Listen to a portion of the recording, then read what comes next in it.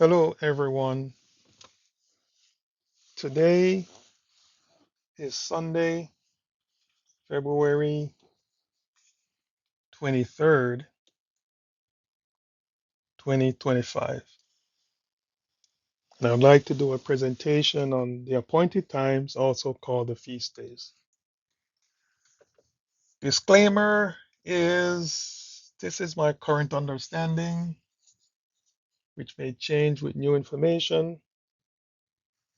So just wanted to share what I'm doing, what I've been doing, and my current understanding.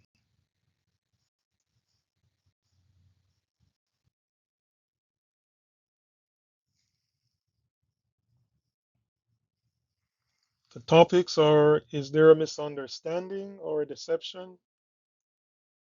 Understanding the words that are used, why the moon is not the primary witness, using the sun and the stars, and to wrap it up, this is still a work in progress.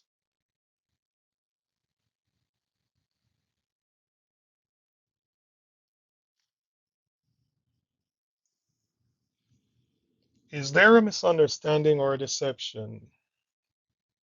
We have various different ways to calculate the appointed times. We have 360, 364, 30, 30, 31.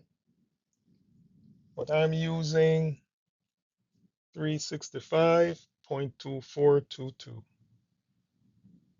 which is the scientifically proven time that it takes the sun to make one complete journey throughout the ecliptic. From one point back to that same point is 365.2422 days. And there's no need to add months, there's no need to add days or anything. Everything is perfect.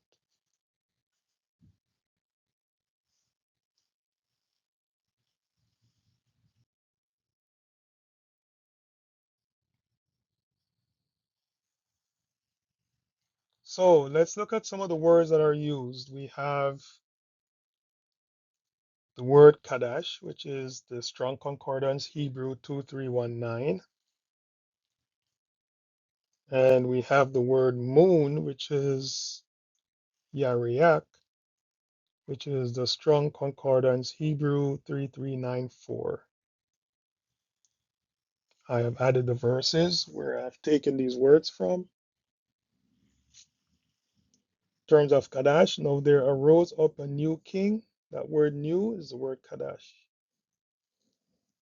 And behold, the sun and the moon and the 11 stars in the last line of Genesis 37:9. That word moon is the Hebrew 3394, and it's Yariach. Okay.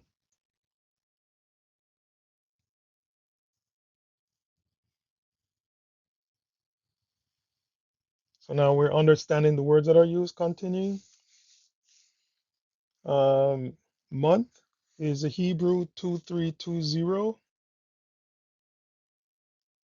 or should I say so-called month,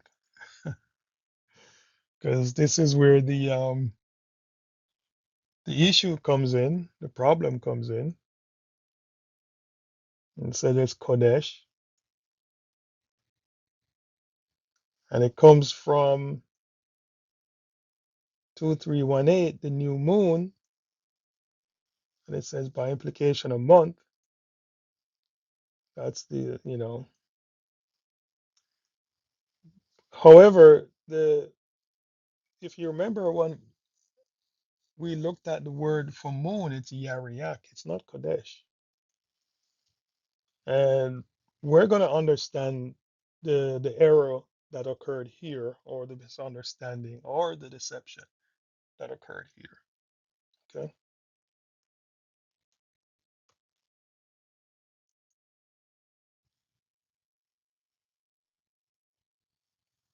So as we continue with understanding the words that are used,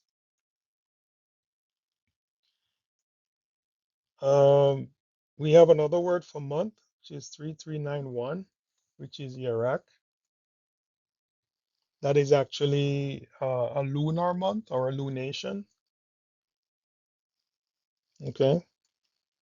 And the reason or the way I know this is because Yarak and Yariyak, which is moon, both come from the same root. And on the next slide we're going to see that what the concordance numbers are closely connected. We'll see. All right. And if you want to read, what I've written, feel free to pause the video and, go through what I've written here. But it's just information. I'm just going through to kind of get to the meat of the matter. Okay.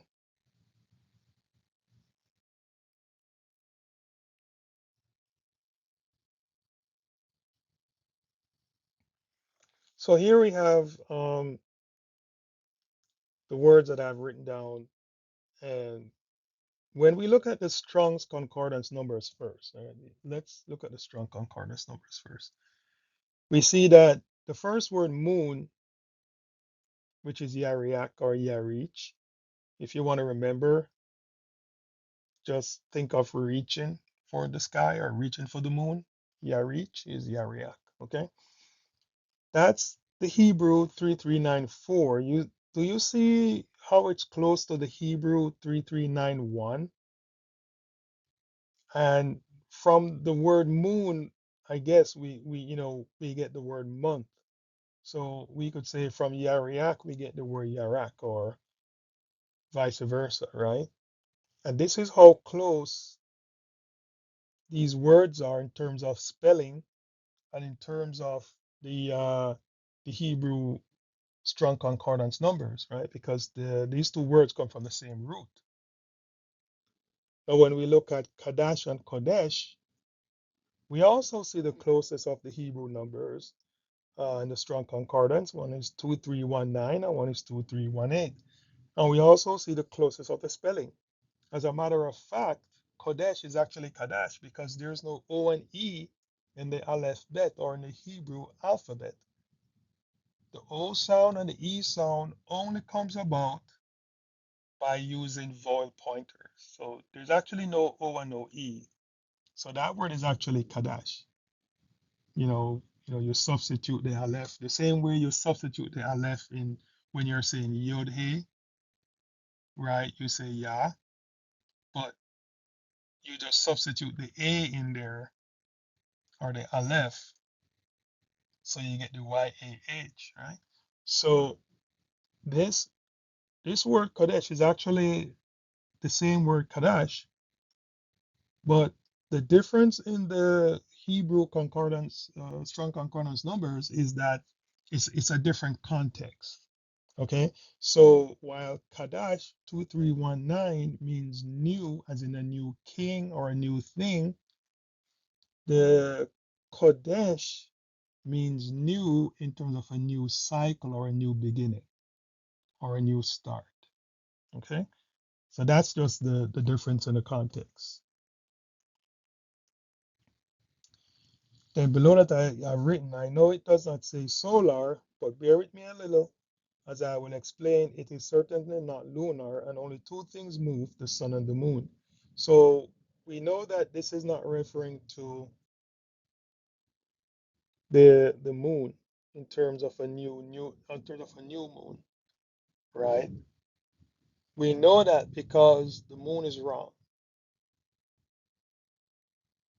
The moon is wrong. Okay. We're gonna get into that. And if it's not the moon, then it has to be the sun because only two things move in the sky. Okay. But we're gonna get to that. I'll show you.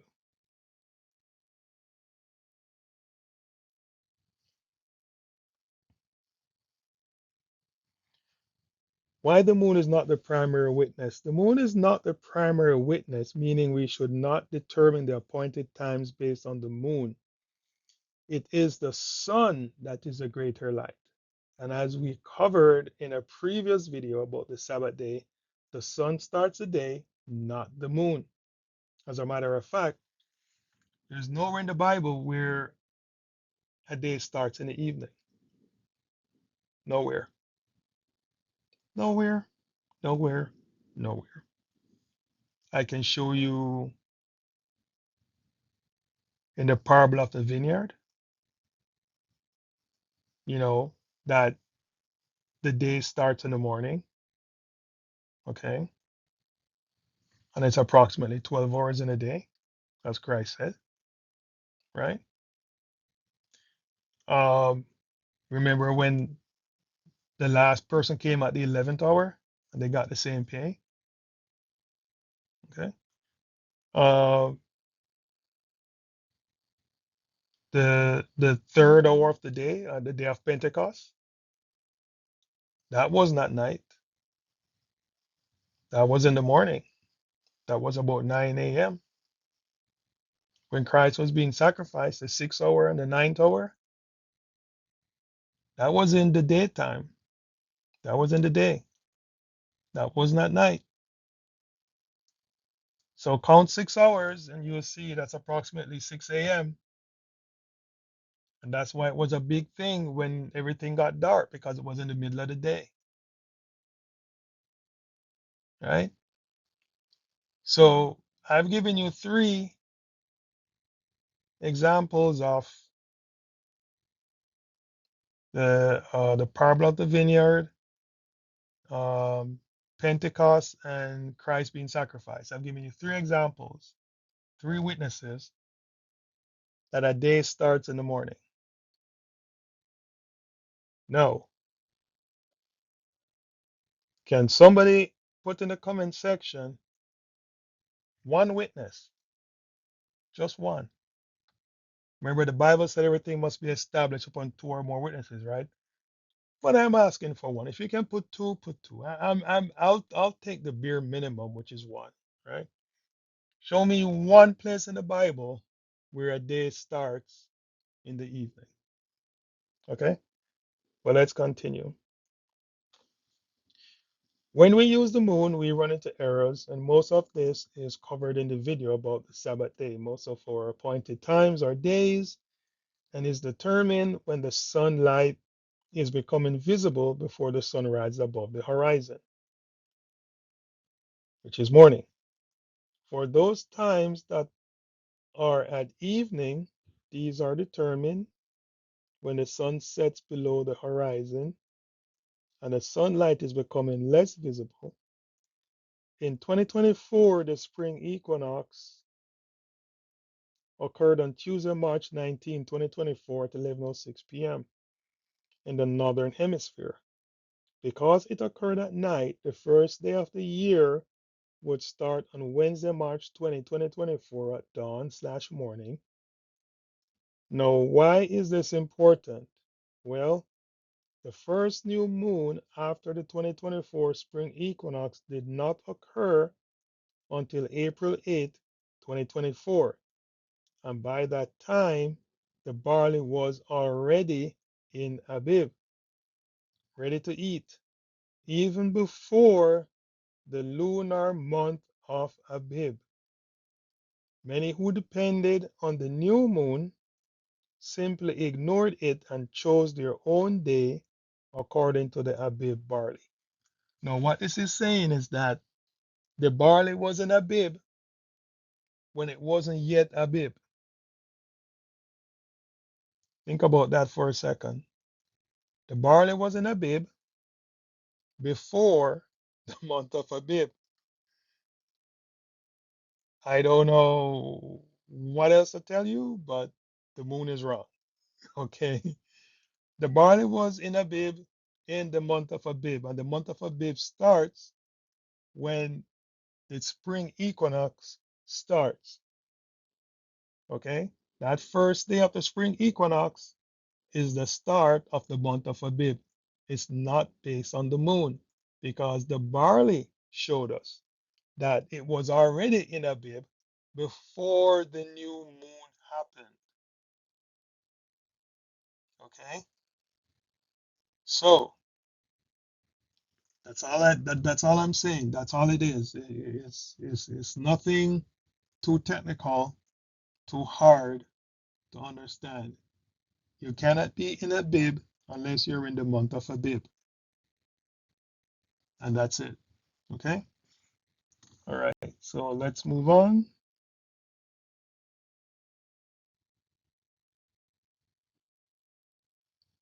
So using the sun and the stars. Okay. So we have the sun, the stars, and the moon, but we're not using the moon to determine the feast days. We're going to use the sun and the stars. How do we do that? Well, the issue I had with using the sun and the stars was how can I see the sun and the stars at the same time?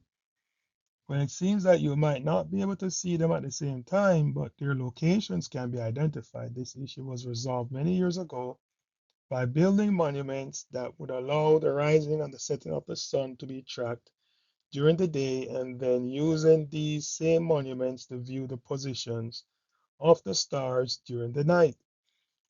One such monument is Stonehenge, which was used to identify the summer and winter solstice, but we are not concerned about the solstice. We are concerned about the spring and autumn equinox, as this is where we start our count for the spring and autumn appointed times.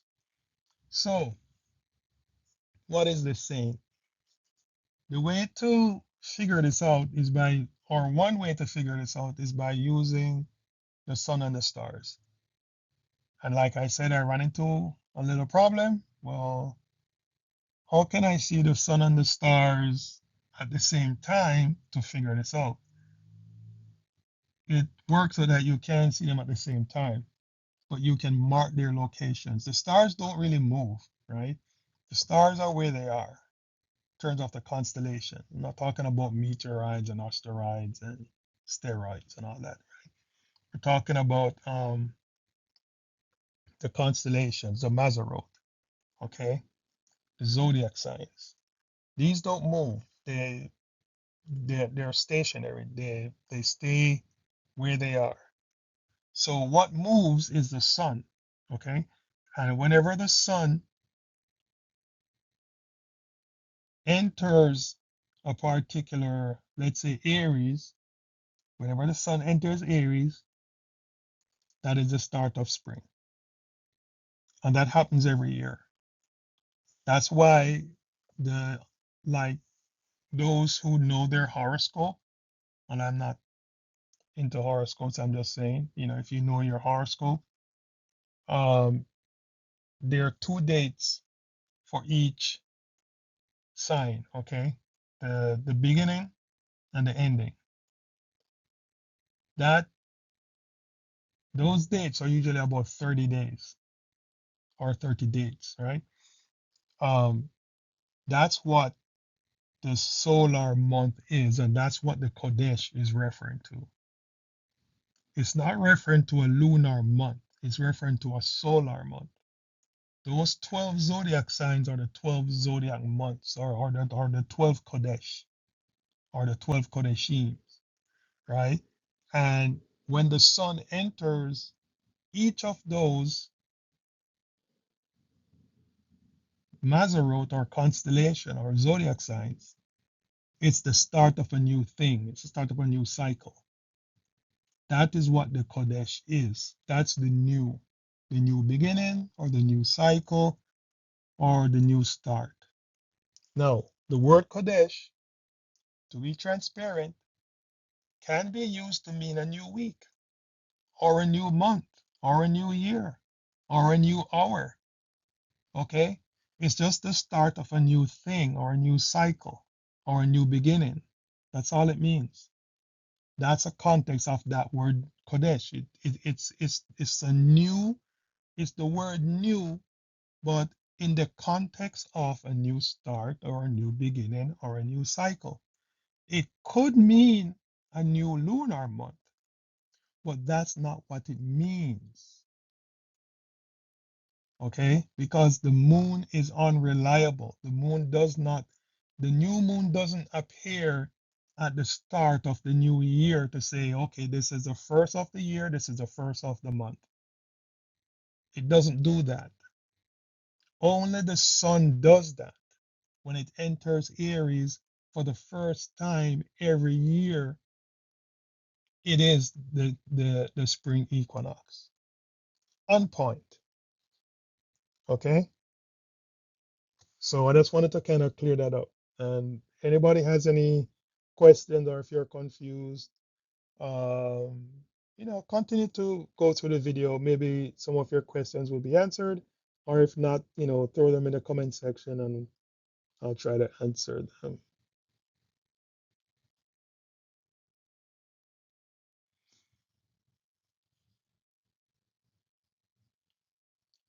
Using the sun and the stars.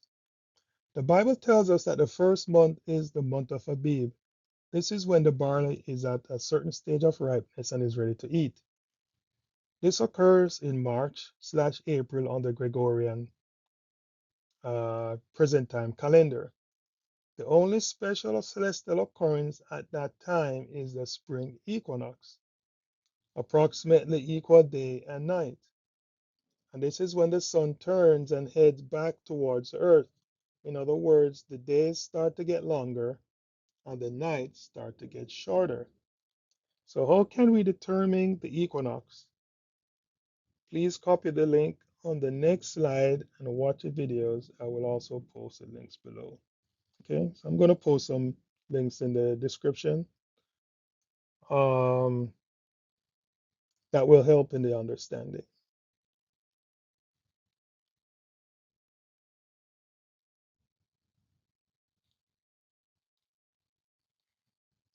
And these are the links here. One link is to understand the spring and autumn equinox. The other one is for how to determine the spring and autumn equinox.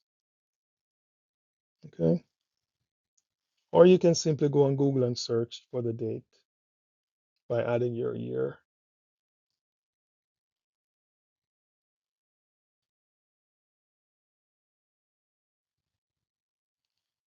And another resource is timeanddate.com.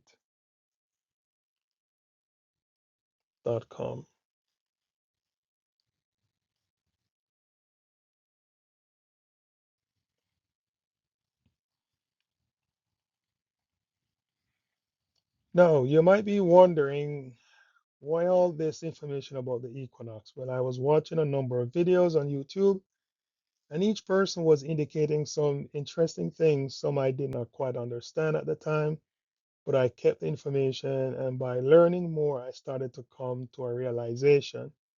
I believe that Yah has allowed me to understand that the Kodesh is not a lunar month in the common understanding, but rather Kodesh is a solar month. This occurs when the sun enters and exits each of the 12 zodiacs, Kodeshim, and would represent the duration of a solar month. Now, if the spring equinox starts the first month, then the autumn equinox would start the seventh month. There would also be 5 Kodeshim between the end of the first Kodesh and the start of the seventh Kodesh. So I did some searching on the internet and this is what I found. So what this is saying is that I was saying to myself that we only need 2 months out of the year to know which 2 months, to know how to count the appointed time. So we only need 2 months, right? We need the first month and the seventh month. Okay. The first month would tell us, once we start counting, it would tell us Passover, unleavened bread, first fruits, and Pentecost. Okay. All that can be calculated from the first month. The seventh month is what we need to calculate trumpets, atonement, tabernacles, and the eighth day. Okay, so we only need to know when, in terms of the appointed times, when is the start of these 2 months, the first month and the seventh month.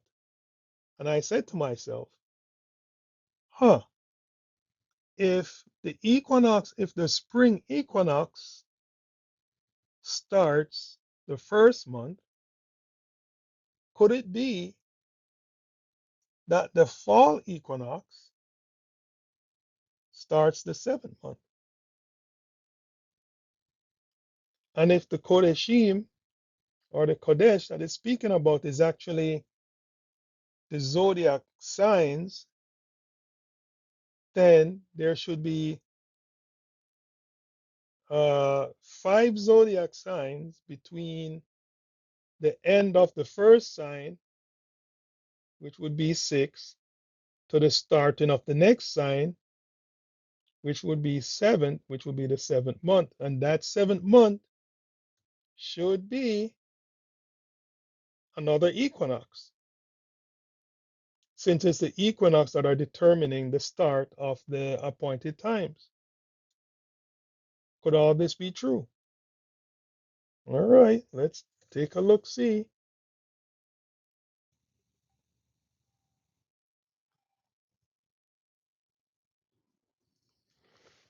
Okay, everyone. So um, let's get into using the zodiac signs. And before I get into this, right, I just want to say that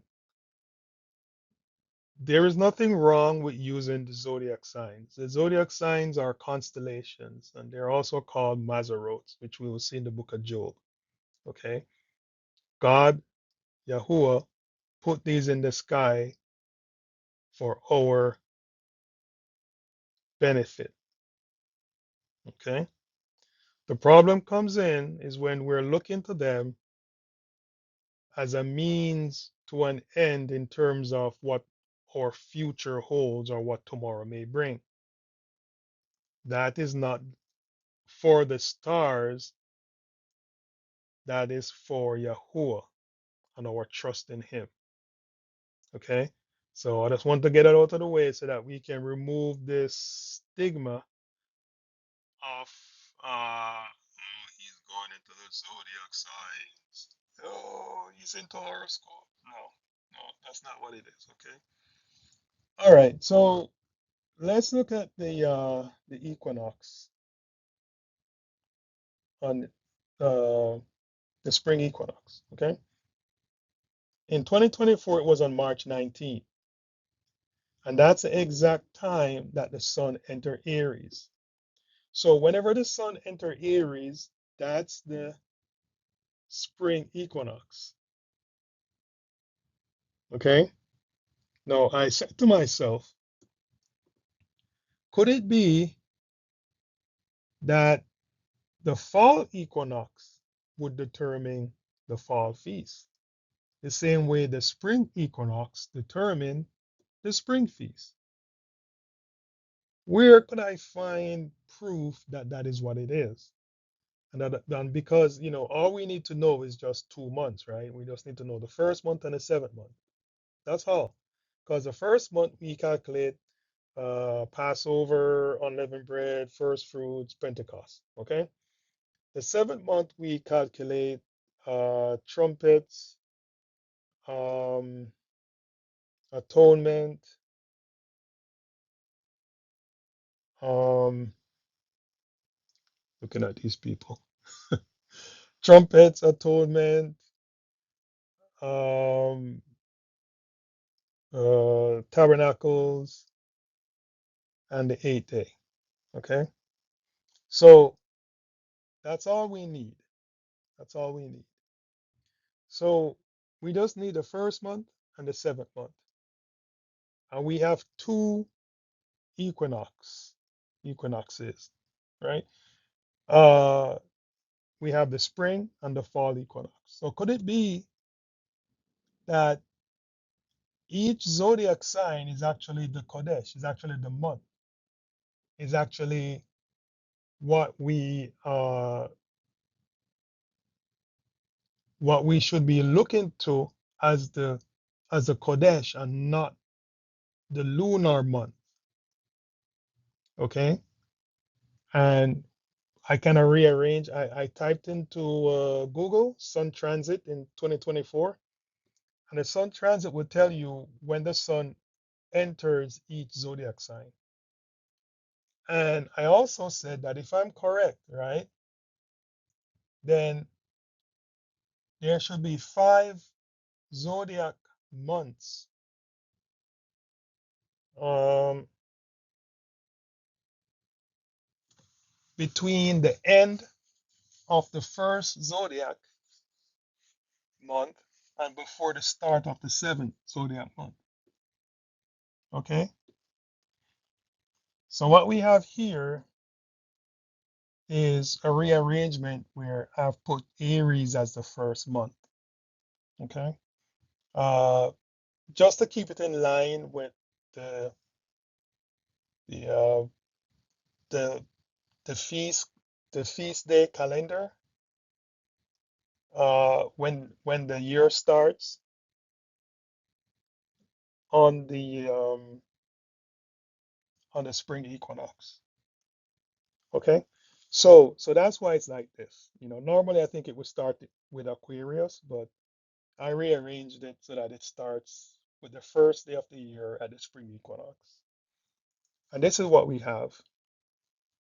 Okay, the sun enters Aries March 19, which is the first day, which is the spring equinox. That determines the first, that determines the new year. The next day or the same day determines the first day of the year. Because this happened at night, then the next day, which would be March 20th, would be the first day of the year. And that's where you would start your count. Okay.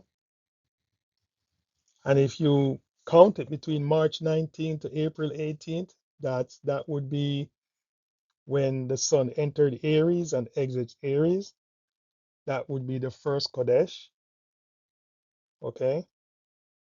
And then the sun enters Taurus on April 19th and exits on May 19th. That will be the second Kodesh or the second month. And it continues like that until it gets to the seventh month, which is when the sun enters Libra, which is on September 22nd. Okay.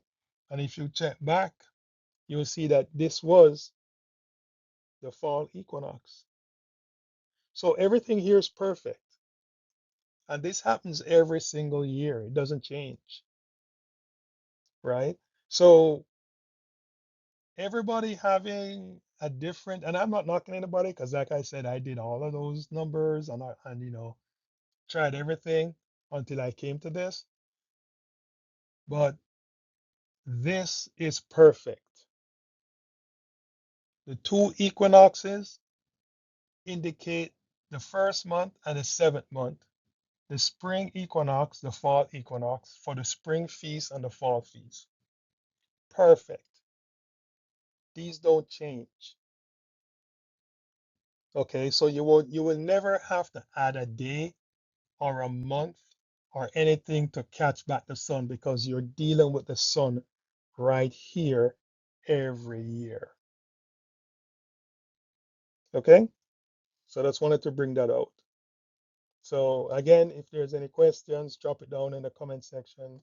I'll do my best to answer it.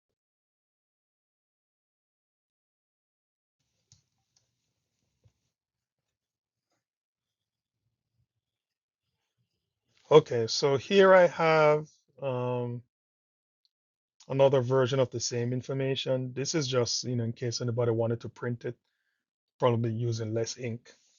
So this is what that is.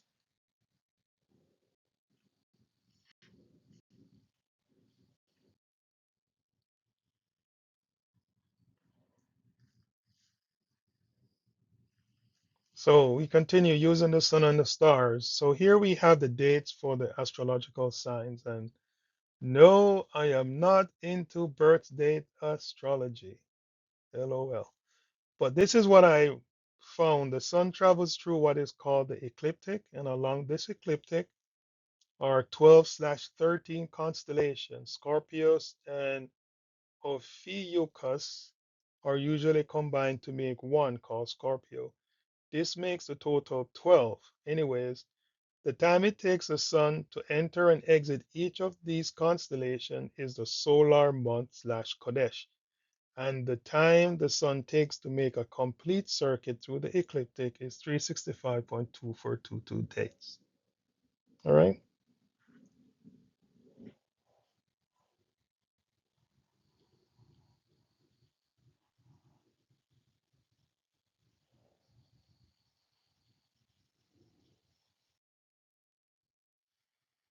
Using the sun and the stars. Using the sun and the stars. Now, let us look at when the spring equinox starts. Remember, the equinox can be found using mechanical objects as seen in the video. This is indicated as March 19, 2024, Tuesday at 11:06 p.m. Now, I would actually start the next day since this is at night.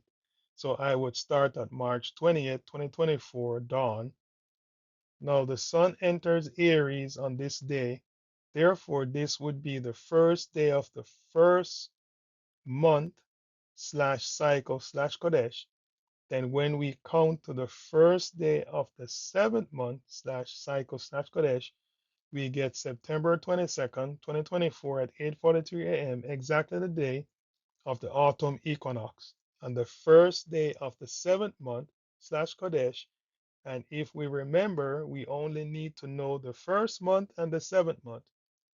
I am using the word month in the same context as the word week. We can have a week of days as well as a week of years. Therefore, I'm using the word month in terms of the sun and not only in terms of the moon. This is for simple understanding until we all get to Kodesh.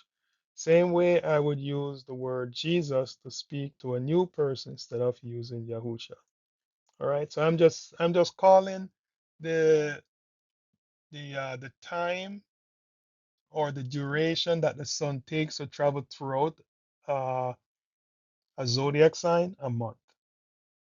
Since we're all familiar with month and years, okay? I'm just using it that way just to make it simple. And what I'm saying is that the Kodesh refers to a new beginning, but it's not the new beginning of a new moon. It's the new beginning of a zodiac sign. That's what I'm trying to bring across. Kodesh is not wrong, but what they are implying it means in the context of the feast days is wrong. They are implying that it means a new moon. That is wrong. It is actually a new zodiac sign or a new constellation or a new Mazarot that the sun has entered. Okay.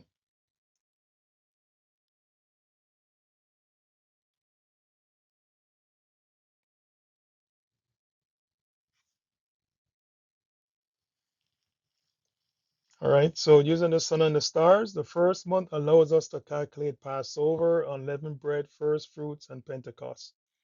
The seventh month allows us to calculate the Day of Trumpets, Day of Atonement, Tabernacles, and the eighth day. So, based on what I understand so far, it is the equinox that we should follow and not the moon.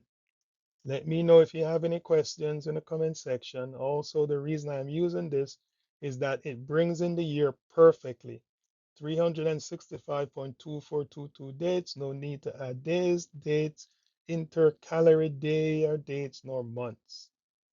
Nothing. Everything is perfect because once the sun exits the last zodiac sign, it enters the next one, which will be the first one, as it goes in a circle.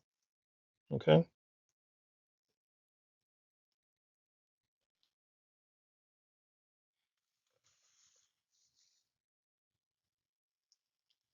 So this is still a work in progress. Have a blessed feast. Praise Yahuwah.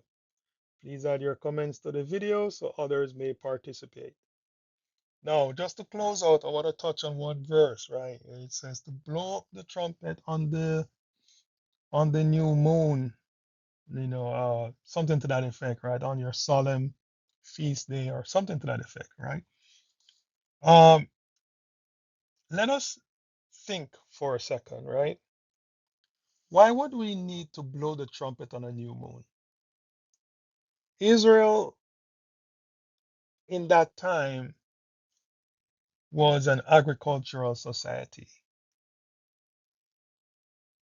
And they use the moon to determine when to plant and when to reap. If you Google moon phases to plant crops, it would tell you when is the best time to plant which crops and all that. The Farmer's Almanac, I think, tells you that information as well. That is the purpose of the moon. Because remember that we're to offer these crops during the feast days, right? Like wave the sheaf on first fruits and all that, right? So to get the best, we have to know when the moon cycles are so that we can get the best crops, okay? Because the moon determines the best time, and the different phases of the moon determines the best time to plant and when to reap certain crops, okay? That's the purpose of the moon. Um, that's the purpose of the moon. So why would we need to blow a shofar or blow a trumpet on a new moon when every farmer would know when the new moon is? Why would we need to blow the shofar? Because remember, they're looking to the moon to determine, okay, maybe I can plant this scallion tomorrow and I'll reap the cucumbers when it's this moon phase or da da da. Everybody knew that. Everybody knew what to do because they're farmers, right? So why would we need to blow the shofar on a new moon when everybody's looking to the moon to determine when to do what? They would already know when the new moon is or when it's supposed to come. You wouldn't need to tell them. But when the sun is going to enter a constellation, only certain people probably would know that because only certain people would be watching the skies. Only certain people would have the equipment or the mechanical devices to tell them that, okay, it is now, the sun is now going to enter into Aquarius or into Pisces. So this is a new solar month. This is a new Kodesh. This is a new beginning. This is a new cycle. We need to blow the trumpet to let everybody know. That makes more sense to me. I mean, I could be wrong, but I don't need to tell anybody when it's 5 o'clock to leave work because everybody is looking at their timepiece for when it's 5 o'clock to leave work. Okay. But if there is something that they can't see directly, then, like, for example, if they're planning to go out for lunch and everybody's not ready yet, and then the last person who they were waiting on finished his phone call and now he's ready, then it's time to let everybody know, okay, everybody, it's time now, Steve finished his phone call and we're all ready to go. That I can understand. But to tell somebody that it's 5 o'clock to blow the trumpet to tell them to go home, nah, people be looking at their clocks once they get to work. you know. So I'm just saying that, there are other things that stir my thoughts. And I wouldn't believe that it is a new moon because everybody will be looking at the new moon. Everybody will be looking at the quarter moon, the half moon, the three-quarter moon, because every moon phase has a significance in when to plant or when to reap. Okay. So I that's hard for me to believe. So that being said, I think I'm gonna leave it there. And like I said, any questions, drop it in the comment section and we'll go from there. Shalom.